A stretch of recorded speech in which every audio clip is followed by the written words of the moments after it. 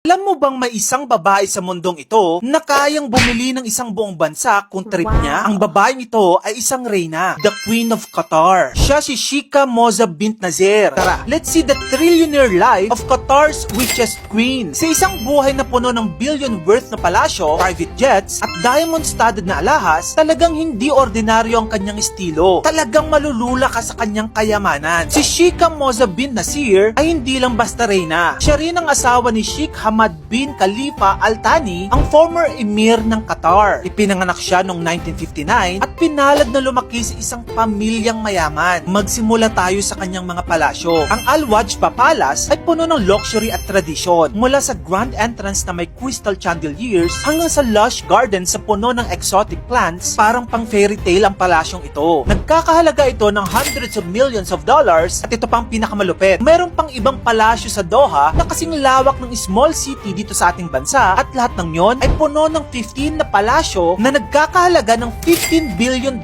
each. Tapos ito pa, kasi iba pa yung mga properties niya sa London na kung saan meron siyang 3 super mansion na ang bawat isa ay may 17 bedrooms. Walang kompletong lifestyle kung walang high-end cars. May collection siya ng luxury vehicles mula sa Rolls-Royce, Ferrari, Bugatti, Lamborghini, Mercedes-Benz at marami pang iba. Lahat ng ito fully customized. Nagkakahalaga ng hundreds of millions of dollars.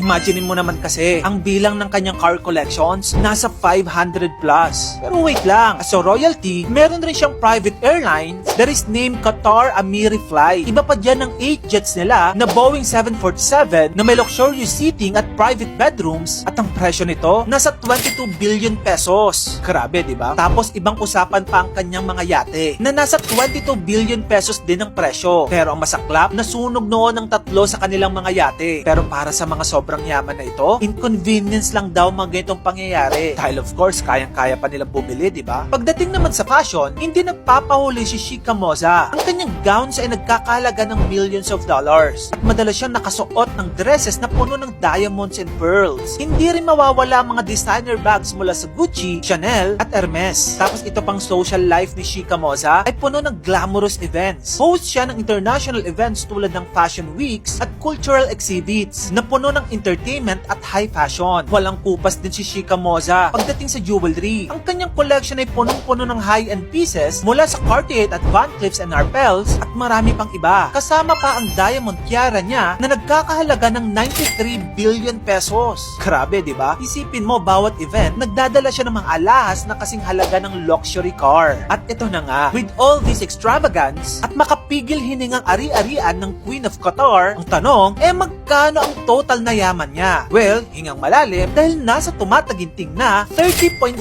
trillion pesos ang kanyang net worth. Para ma-imagine mo kung gaano kalaki yan ay annual budget na ng Pilipinas in 6 to 7 years. Grabe, no? Iba talaga ang buhay ng isang reyna. Lalong-lalo na yung reyna ng isang bansa na kinalalagyan ng napakaraming langis na kinukonsume ng buong mundo. Ngayon, tanong ko sa inyo, may mga iba pa ba kayong reyna o hari na panlaban sa kayamanan ng Queen of Qatar? Tara, pag-usapan natin yun sa comment section. At kung gusto mo pa na magayto pang klaseng content, dito lang yun sa channel ko kaya follow ka na. Yun lang, maraming salamat sa panonood!